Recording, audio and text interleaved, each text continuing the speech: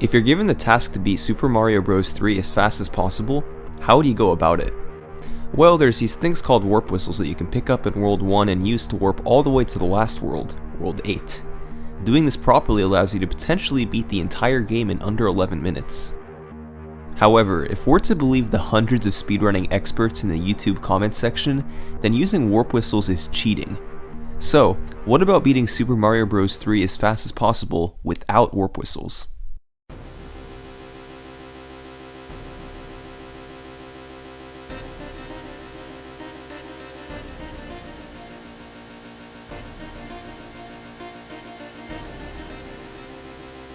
The world record for Super Mario Bros. 3 Warpless carries with it a reputation for merciless execution and luck. 8 worlds, each with a wide variety of levels, enemies, and obstacles that you must know exactly how to speed through. Patience is pushed to the limit as the player loses hundreds, or even thousands of runs to small mistakes or just simple misfortune. While the precision and persistence needed is enough to deter many from trying, some push past it. This is the story of the players who have gone through the challenging yet rewarding journey to obtain the Super Mario Bros. 3 Warpless world record. This is the world record progression of Super Mario Bros. 3 Warpless.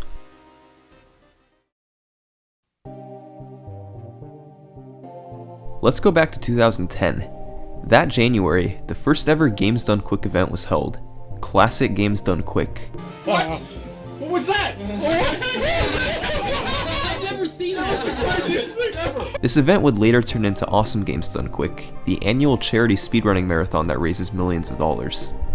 Now, the reason I bring this up is because the earliest known warpless speedrun of Super Mario Bros. 3 with video was played at this event. The runner's name was Freddie Anderson, who had the any% world record at this point as well. This run won't be covered in great detail, but the most important concept to understand about it is the P-meter. Super Mario Bros. 3 essentially revolves around the P-meter. When Mario is running on the ground, the meter starts to fill up, and when he's in the air, it decreases. When it's filled all the way, Mario's running speed drastically increases to a speed called P-speed. Runners struggle to figure out ways to build up P-speed in as many levels as possible. You have to run on the ground for as long as you can, strategically slow down and speed up in certain places, and time your jumps just right. Anderson didn't have the strategies needed to build up the P-meter effectively throughout the game, and as a result, he spent much of the time either walking or running without P-speed. For example, this is Anderson's playthrough of 3-2. He's never able to build up the P-meter at the start of the level, and instead has to slowly leap his way across the water and the blocks above it. In a modern speedrun, the player can just barely build it up at the start by waiting and running on each platform. The P-speed earned from this lets the player fly through the level without even touching the water. Anderson's lack of P-speed, on top of a few deaths, helped result in an end time of around an hour and 3 minutes. While it was a solid enough run, it wasn't held to the same level of optimization as other speedruns at the time. It's possible that Anderson himself had a faster run, but his Games Done Quick run appears to be the only one with surviving video. Regardless, one guy thought he had what it took to beat his time. Mitch Flower Power.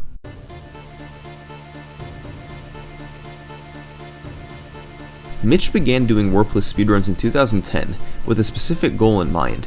He wanted to beat Anderson's run and get it published on Speed Demo's archive. Speed Demo's archive was more or less the center of speedrunning back then.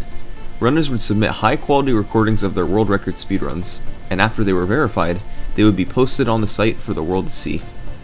In 2010, Mitch was able to beat Anderson's time with a 59-minute run. But it was ultimately rejected from Speed Demo's archive, not because it was cheated or anything like that, but because the verifiers felt that it just wasn't good enough. As Andrew G would say, It's too slow! That was one other component of Speed Demo's archive. Your run needed to look visually impressive. And while it probably would have looked great to a normal viewer, Speed Demo's archive verifiers were used to watching a higher level of gameplay.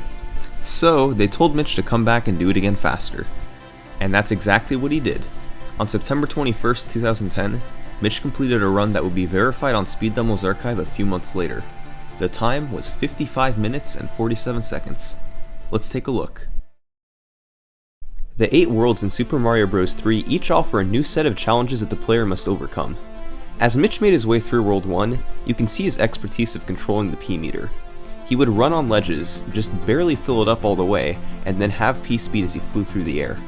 As important as the levels are, however, there's another incredibly important part to Mario 3 speedruns, the overworld Hammer Brothers. These guys move from space to space after you complete a level or die. If you run into them, you fight them to pick up whatever item they have. Sometimes, like here in World 1, you have no choice but to fight the bro and are forced to pick up the star that he always has. And then there's situations like World 2. There's two Hammer Brothers here. One of them has a music box, which stops Hammer Bros from moving across the map for a bit, and one of them has a hammer, which is used to break blocks on the overworld map to skip playing certain levels. Since you don't necessarily need to pick up the music box here, it can be ideal to avoid fighting this Hammer Brother by navigating around him on the map, because each additional Hammer Bro fight takes 10 to 15 seconds. However, sometimes Mitch couldn't tell which Hammer Bro was which, and sometimes they were in his way regardless. In this particular run, the Hammer Bro with the music box was up in the corner. Since Mitch moved around the bottom of the map, he was able to avoid it, fight the Hammer Bro with the hammer, and finish the world. Worlds 3 through 5 can be summarized as fighting some Hammer Brothers, skipping others, and flying through levels as much as you can. With all of the overworld action, it's sometimes hard to appreciate the crazy skill that goes into the levels themselves. Although some parts were slower than optimal, the ability to build up piece speed while trying to avoid touching any enemies is remarkable. Since Mitch did most of this run as Small Mario, touching any enemy would have killed him. World 6 featured a bit of a strange moment. Mitch was flying through the world as normal, and then suddenly turned around and backtracked all the way to the mushroom house to pick up a hammer suit. You might think that this had something to do with manipulating the RNG, or it saved him time somehow, but no, he just forgot to pick it up initially and had to go back and get it. World 7 features a bit of everything. Mitch had been fighting several Hammer Brothers in the previous worlds to pick up items like P-Wings to fly over levels, Clouds to skip levels, and even the occasional Invincibility Star. He used a bunch of these items here in World 7 to skip his way through many of the levels. And finally, there's World 8. Most of it is actually on the tame side. There's several auto-scrolling levels where you simply have to wait for the screen to move to the end of the stage. But eventually, Mitch came to the hands. These 5 boxes on the overworld map, or specifically these 3, make up the hands in World 8. When Mario moves over one, there's a 50-50 chance that a hand will appear and pull him down into a 15 to 20 second stage that must be beaten. Given that there's 3 chances for a hand to pull you down, this means that 12.5% of the time, you'll be able to pass by without getting pulled down at all. It's called getting no hands. Working out the probabilities, you'll find that 3/8 of the time, you'll get 1 hand, losing 15 to 20 seconds, and 3/8 of the time, you'll get 2 hands, losing 35 to 40 seconds. And of course, another 1/8 of the time, you'll get all 3 hands and lose around a minute. Mitch got 2 hands in this run, which lost him some time, but since it was at the very end of an hour-long run, he really didn't mind all that much. After a few more tricky stages and a couple of auto-scrollers, Mitch had made it to the last level. The fight with Bowser normally involves waiting for him to jump and break the blocks below. This takes quite a bit of time, but remember that hammer suit that Mitch picked up in World 6? The Bowser fight is why he picked it up in the first place. Hammers do an incredible amount of damage to Bowser. It turned a fight that would have dragged on into this.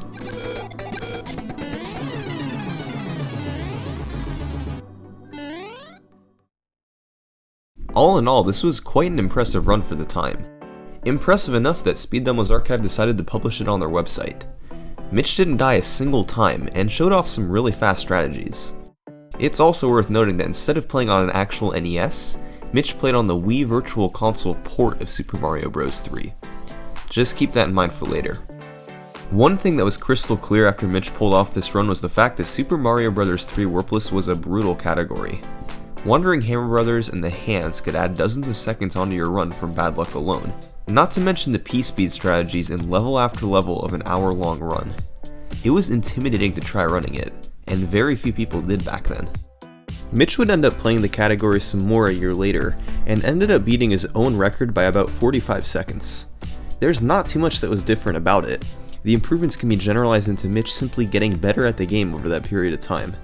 There were fewer mistakes overall, and the run was slightly smoother. What these 2 runs essentially did, however, was establish Mitch as the top runner of Super Mario Bros. 3 Warpless. A couple of months then passed.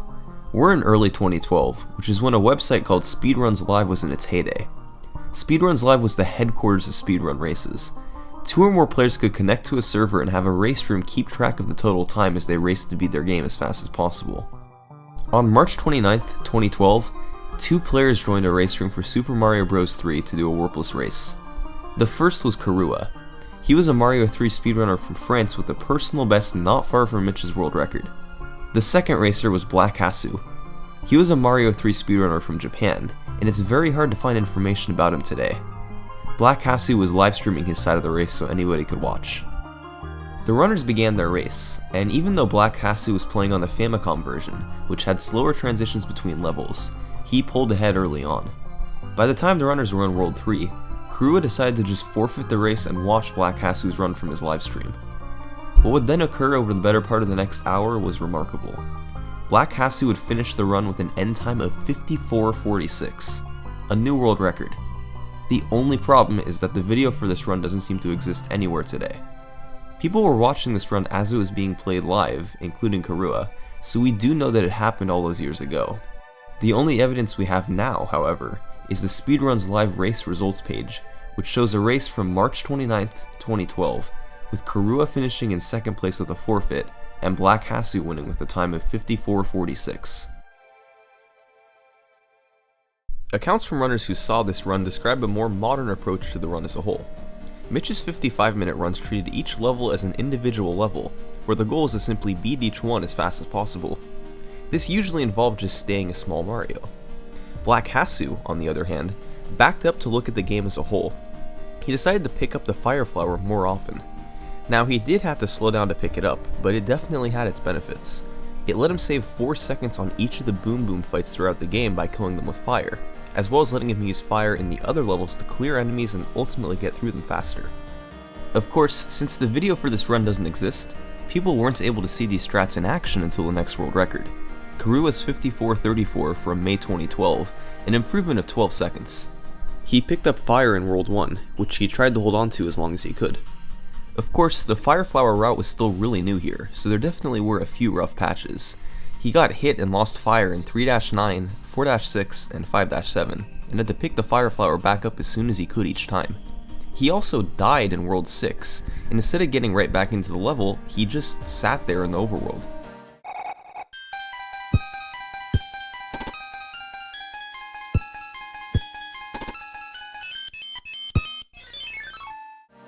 Yeah, he thought the run was dead, but decided to just keep going for the heck of it. Karua was also able to show off a pretty fast 7-1 clip.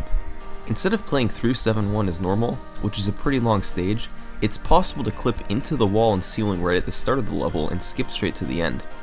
Now, not only does this trick require you to jump in the perfect location, but your sub-pixel position also needs to be just right for the clip to even have a chance of working.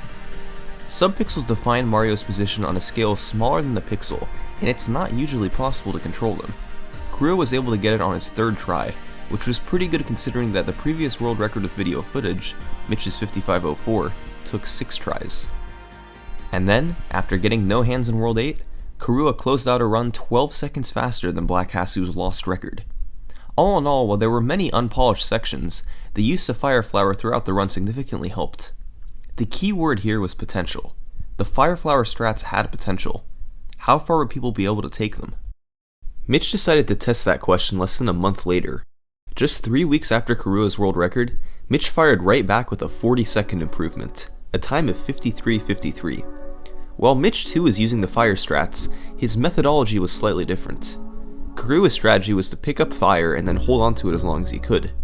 Mitch's strategy was to pick up items and then intentionally lose them to damage boost through specific sections. He did this repeatedly throughout the run.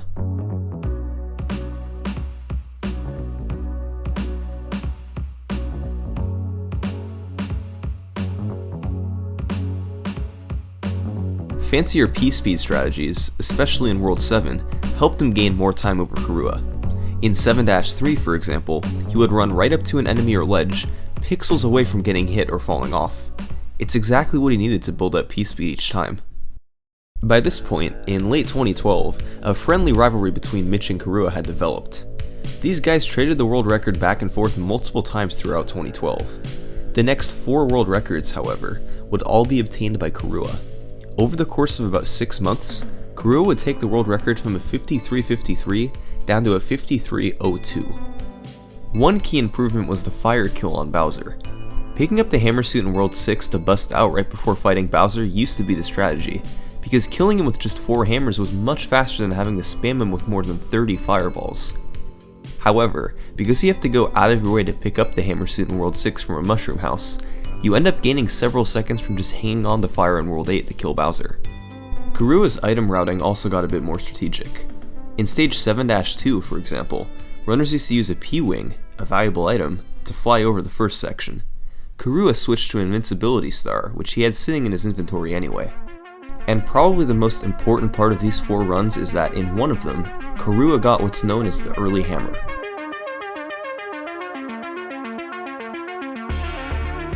Early hammer results from a series of incredibly lucky events in the World 2 overworld map.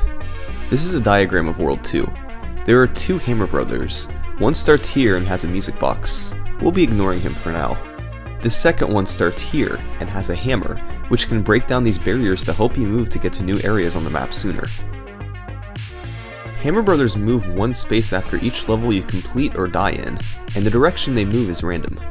If they move on top of a level, or on top of another Hammer Brother, then they'll move an additional time until they reach an open spot on the map. Normally this works out just fine. The player will move through 2-1, 2-2, the fortress, up past 2-3, through the sun level, either up past 2-4 or down past 2-5, and then the pyramid level, before finally reaching the ending airship. The player picks up the hammer somewhere in this rectangle on the map, and the hammer is then used in World 4 to break this barrier and skip past the fortress. Keep in mind though, the direction the Hammer Brother moves after each level is random, so theoretically, this exact series of moves could happen.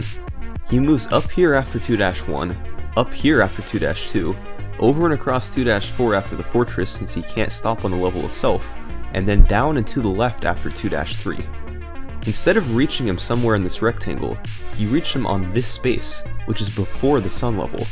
So, you could collect the hammer here, go down here and break the block with it, and then skip both the sun level and 2-5. Unfortunately, the odds in the Hammer Brother making the exact moves you need to reach him after 2-3 are around 5%. If everything does work, you end up gaining around 45 seconds from skipping the 2 levels, but keep in mind that by using the hammer in World 2, you don't have it for World 4. So you can't break the block to skip the fortress, and you lose half a minute by having to play through it.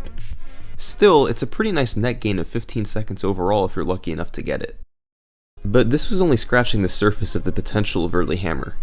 Mitch's next world record, a 52-59, would demonstrate another layer.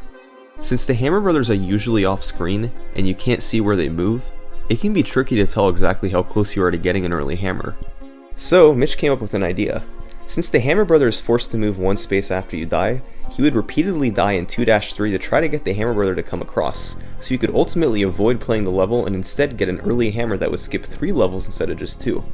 He'd just force the Hammer Brother to move, and hope that he moved in the right directions to come across 2-3.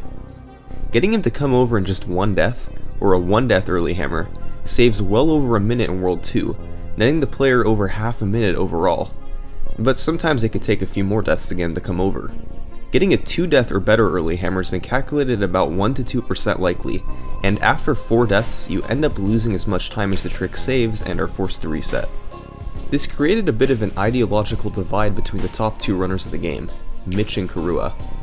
Mitch had the world record with the 52-59, and he had a habit of getting a ton of runs to World 2 and just dying over and over to try for early hammer. He obviously lost a ton of runs here, but would occasionally get one on a super good pace as a result. Kurua, on the other hand, wasn't a huge fan of dying for an early hammer, and instead just took as many runs as he could past World 2. If he happened to run into the Hammer Bro after 2-3, then he took it, but it usually didn't save as much time as when Mitch would get it before 2-3. So, which strategy was better? Mitch got his 52-59 with early hammer in May 2013, but Kurua beat it by 2 seconds without early hammer 4 months later. Where did he make up more than 30 seconds saved by early hammer? Well, part of it was by cleaning up mistakes from Mitch's run. Mitch lost fire in World 4 of his run, and couldn't pick it back up until close to the end of World 5. So, he lost a bunch of time from not having fire for the Boom Boom fights, and having to use slower strategies in other stages. Karua was also able to avoid fighting a hammer brother that Mitch had to fight in World 4, and got the 7-1 clip in 5 tries versus Mitch's 8. These time saves added up to just a bit more than the approximately 40 seconds that Mitch's 1-death early hammer saved, and since both runners got one hand in World 8, Karua was able to finish just 2 seconds ahead of Mitch with the 52-57. Since Karua was able to get so many more runs past World 2, he had more opportunity to get cleaner runs with smoother later worlds. Just 2 weeks later though, Mitch was able to beat Karua back. He didn't have the chance to get early hammer this run, but he made up a bunch of time elsewhere. As you can see by his splits, he fell over a minute behind his early hammer record after World 2, but made up more than half of it in World 4 because he didn't have to play the Fortress. He made up more time in World 5 because he was able to hold on to Fire Mario, then pulled ahead after a very strong World 7. I'm minus 1.5 after World 7, like a green split. World 8 was more of the same, cleaning up mistakes from his previous run, and then getting no hands. A 52-23 without early hammer. Mitch sums it up best. Beat my PB by 30. But wait a second. Remember how I mentioned before that Mitch and Karua both did their runs on Wii Virtual Console? Remember how I said to keep it in mind for later? Well, not long after Mitch got a 52-23, runners discovered that playing on the Virtual Console version of Super Mario Bros. 3 was actually losing them about 15 seconds in each run. See, Wii Virtual Console games actually run about 0.5% slower than NES games. It's not really noticeable when playing the game normally, but over the course of an hour-long speedrun, the time adds up drastically. So, Mitch switched to playing on an NES, and got back to doing more Warpless runs, this time with a 15-second advantage. February 19th, 2014. Mitch was doing Super Mario Bros. 3 Warpless attempts, and happened to get a 2-death early hammer. Keep in mind, the odds in getting a 2-death or better early hammer is less than 2%, so this was a big opportunity for Mitch. He was 48 seconds ahead after World 2. Look at that. As always with early hammer, time was lost in World 4 because of having to play the Fortress. But after that, he just picked up time in each split. This was turning into a really nice run, and by the time he entered World 7, he was over half a minute ahead. But the biggest obstacle in World 7 was right at the start, the 7-1 clip.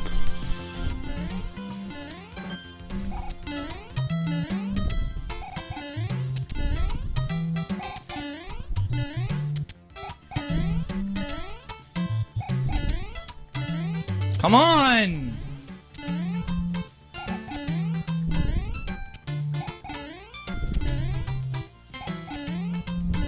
That's fucking bullshit, man. I've wasted so much time there. 10 tries. It hurt, but luckily for Mitch, the rest of the world was great, so he didn't lose a huge amount of time overall. Oh, I don't know what these splits are. What's going on? So, now Mitch had just one focus, the hands. He was over half a minute ahead, and had the luxury of some wiggle room on the hands. Getting 3 hands would eliminate any chance at the record, but getting 2 hands or better would make it possible. 46 minutes into the run, it was all coming down to this. Oh my god! Oh my god! What? Early hammer. Okay, everyone be quiet. Everyone's gotta be quiet right now. Y'all gotta be quiet. Shh.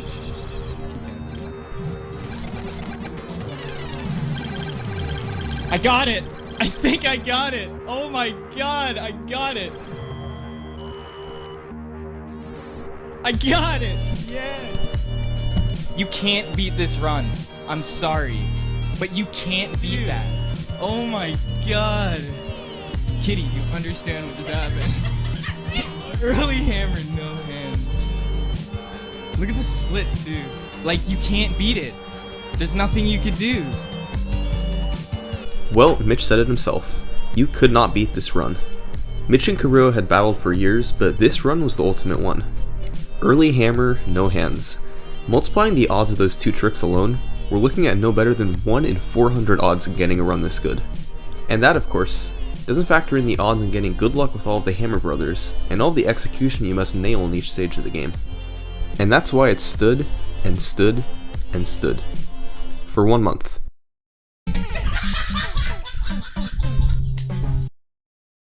"32 days later, it was beaten by a run that did not get early hammer, by a runner that was neither Karua nor Mitch. Russian speedrunner Outside Lutz beat Mitch's so-called unbeatable run by exactly 1 second. How did he do it? Well, the most important thing to realize is that Mitch's run really wasn't all that perfect. He was excited in the moment, which is why he said it was unbeatable. But, for example, the 10th try clip in 7-1 set him back 20 seconds versus Outside Lutz's first try clip. That right there nearly eliminated the advantage gained from early hammer. He also got some sketchy Hammer Brother movements, which ultimately led to a couple of extra Hammer Brother fights. He's got to move back up. Please move back up. What a son of a bitch. Improving sections like that led to Outside Lutz and Karua 5 months later, both improving Mitch's run by a few seconds without the early hammer. But in May of 2015, Mitch blew them out of the water once more with an amazing 51-28, once again without early hammer. One notable improvement from this run was the reintroduction of the hammer suit into the route. Mitch figured out that by picking it up in stage 7-8 and preserving P-speed throughout the rest of the level, you could then use it to kill Bowser quickly at the end and potentially pick up a couple of seconds over the Fire Flower. This was very difficult to do fast enough to save any time at all, so certain runners opted to just stick with the Fire Flower the whole way. But Mitch used the hammer strats in this run, and was able to get the first Warpless world record in the year 2015.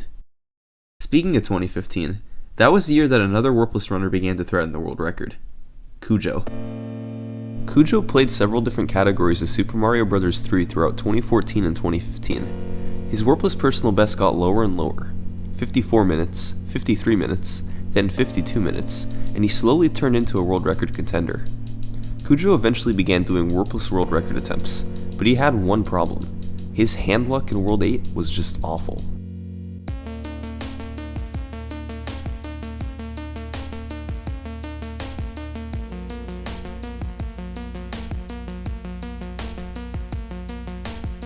He eventually started highlighting and listing all the world record paced runs he had that died to bad hand luck at the very end. The number reached 18, before finally, one day, it happened. Holy shit. All he had to do now was lock down and focus. He just had to not get hit by anything and make it to the end. And...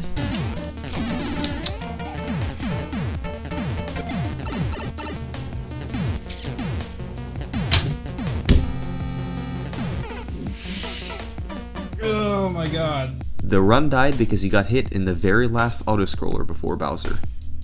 Thankfully for Cujo though, a few months later, he would get another chance after a run with first try 7-1 clip. The hands were nice to him, and Cujo was finally able to get his first Warpless world record. Yes!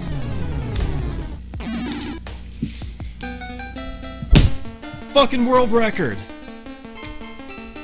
Cujo's run only beat the world record by 1 second, but it would stand a lot longer than Mitch's record. Mitch's 51-28 stood for 4 months, from May 2015 to September 2015. Cujo beat it that September, and entering the year 2017, his 51-27 was still the world record. However, in early 2017, Karua decided to come back to speedrunning Super Mario Bros. 3 Warpless. Karua hadn't achieved a Warpless world record since 2014, but he had a goal he wanted to accomplish. Not only did he want to beat Cujo's 51-27, but he wanted to take it a step further. He wanted a 50-minute time. That would require taking nearly half a minute off the world record. Could that be done? The potential was definitely there, but Karua wanted some more help to get it. So he went into the lab to figure out different routes he could take to save some more time. The biggest thing he decided on was to finally start using the 7-9 clips. The old route at the end of World 7 was to use the cloud to skip over stage 7-9 straight to the fortress. This is because 7-9 is normally a super slow stage. You've got to go up, down, left, and right, all the way through this maze-like level. The new route Karua used was a bit different. He was not going to use the cloud for 7-9, and instead use it in the World 8 fortress. He was just going to play through 7-9, and in order to make it fast enough to make it worth it, he had to use these clips into the walls. There were two different routes of doing these clips, a 4-clip route that saved up to 16 seconds, and a 2-clip route that saved up to 8 seconds where you could also pick up a fire flower if you needed it.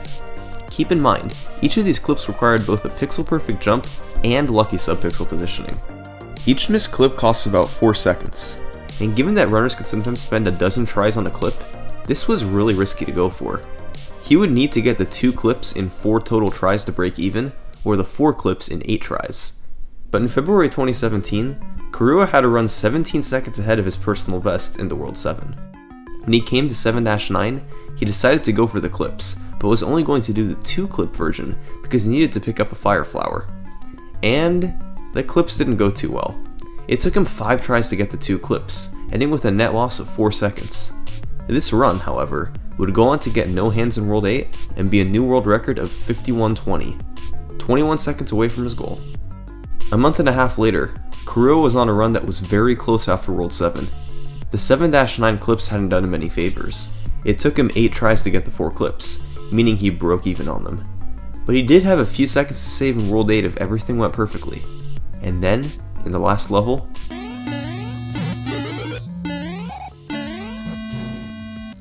this clip normally was much easier than the other clips. You had to get into the gap as Big Mario, then get ejected out of the wall to the other side. But he missed it first try, and had to waste a couple of seconds doing it again. No big deal, right?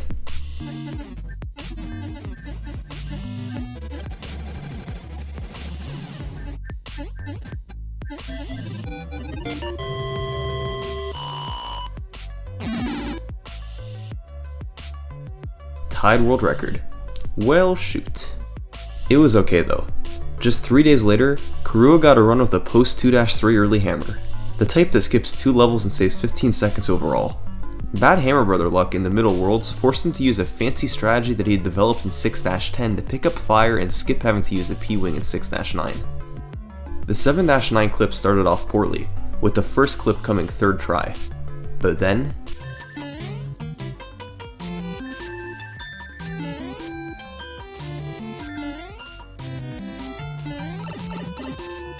six tries overall, meaning a net gain of 8 seconds for Korua. He then got a hand in World 8, but the time buffer he had still allowed for a 51:13 world record, 14 seconds from his goal. Including this world record, Korua then had a streak of 20 runs that made it to World 8 on record pace that got at least 1 hand. He didn't highlight them like Cujo did, but it did lead to a couple of months without any new records. And then came June 6, 2017. It started off like any other run. He fell behind against his early hammer run, and then made up most of the time in World 4. And then, in the World 6 Fortress, he clipped into the ground. If he was a pixel too low, he would have hit the spikes below. If he was a pixel too high, he would have just landed normally. Clipping like this, however, skipped the room before the boss and ejected him right where he needed to be, saving 7 seconds. World 6 ended up being a gold split. It was the fastest Korua had ever completed World 6. He was ahead of the world record. Then, he had this happen in 7-1.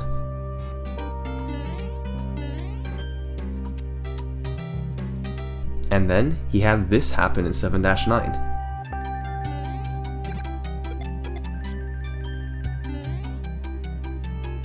Then he went into World 8.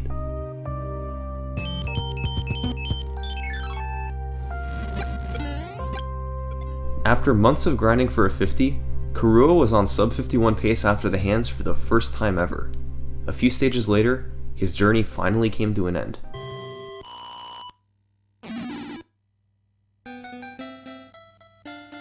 The first 50 in Super Mario Bros. 3 Warpless history. Korua had accomplished his goal. His journey started by beating Black Hasu back in 2012 with a 54-34, and culminated with a 50-57 in June 2017. Not long after this run, Korua retired from speedrunning. He said that it's possible he'll make a return someday, but regardless, his legacy from Super Mario Bros. 3 speedrunning is honorable. World record after world record in every category, and developing a long-lasting rivalry with Mitch, the only other runner to consistently match his level of play. But Mitch wasn't done yet. He wanted to get the world record back. Getting another sub 51 wasn't going to be easy, so he decided to do attempts every single day starting in January 2018 until he broke the record. And since he's Mitch, he was going to grind for early hammer. He wanted the time save. He lost run after run in World 2 as he grinded for early hammer, but he did eventually see results. In March, he got his first personal best in almost a year with a 51:02. So close. So close, man. He was headed on the right track, just a few seconds away from Korua's world record. It was inevitable that the record would be his soon, but nobody expected the run that would come on March 24th, 2018.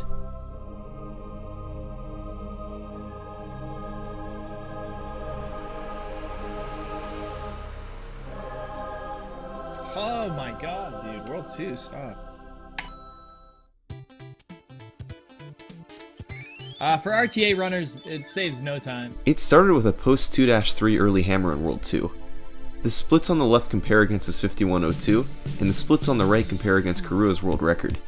He had a very smooth World 3 and World 4. A gold split in World 5. That's so dumb. That's such a dumb time save. After World 6, he was 16 seconds ahead of Karua's world record. Then came the 7-1 clip.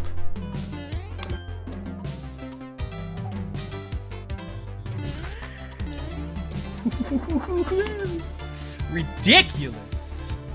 He was so far ahead of Karua at this point that since he had the hammer suit, he decided to avoid messing with the 7-9 clips. So he went back to the old strategy of using a cloud to skip 7-9 and instead playing the Fortress in World 8. This was some careful strategy for Mitch. Here's why.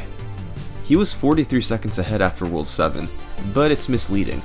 Part of that lead was from skipping stage 7-9. He was going to lose 40 to 45 seconds in World 8 from having to play the Fortress.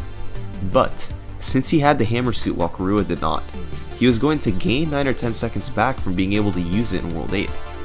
He also had a few seconds to save from mistakes that Karua made. That meant he was on pace for somewhere around a 50-43, and that was a ridiculous pace. But he needed to play really well, and on this run more than any other, he needed to get no hands.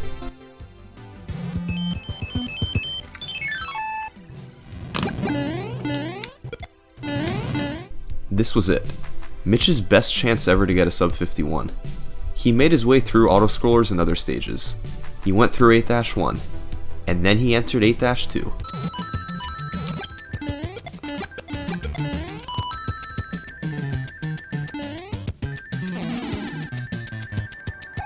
Unbelievable. Devastating. This shot right here is supposed to take out the sun. It missed by pixels. After getting a bad pattern from the sun after that, it ended up being right where he needed to land, and he lost the hammer suit. Any advantage he had over Karua was wiped away. He was neck and neck. It was going to be close.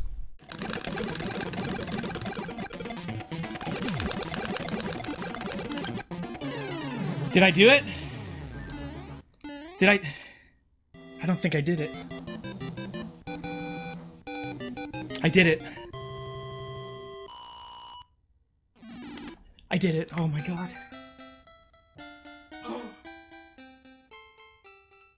50-55, and that is where the world record stands today.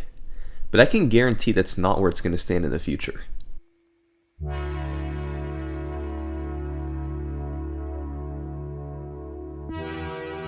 A few months after his 50-55, Mitch discovered possibly the most revolutionary trick that Mario 3 Warpless has ever seen. It's possible to manipulate the game into giving you an early hammer every single run. Getting an early hammer is determined by where the Hammer Brothers moved after each level. The game determines which direction they move based on the exact frame you end the level on. For example, if you ended on frame 6523, this guy will move up, but if you ended a frame later, he'll move a different direction instead. It's possible to actually get a deathless early hammer with perfect movements after every level. They move toward each other, then get caught on top of each other and can't separate until they're across stage 2-3. So, what Mitch did was create a tool-assisted speedrun, which lets him use save states, slowdown, and other tools to let him end levels on the exact frames he needs to. This tool-assisted speedrun ends each level in World 2 on the frame necessary for the Hammer Brothers to move closer together, and eventually on top of each other. The end result is a no-death early hammer. What the player can then do is play this tool-assisted speedrun back while they're doing their speedrun, and try to time the end of each level in World 2 with the tasks. They usually have only one frame, or a 60th of a second to time each of these, or sometimes a couple of frames. Obviously, it's not easy to get all these timings correctly in a run. As it's still pretty new, no world records have been accomplished yet with the manipulation. But, Mitch has had some success with it in the few attempts he's done. Yeah, baby! Woo! And given that this type of early hammer provides a 30 to 35 second time save over no early hammer, this game still has a lot of history in front of it. So, questions must be asked. Will the rivalry between Karua and Mitch resume in the future? I got it! I think I got it! Oh my god, I got it! Will a new challenger rise up? Yes! And just how low is the record gonna go? We'll just have to wait and see. Thanks for watching.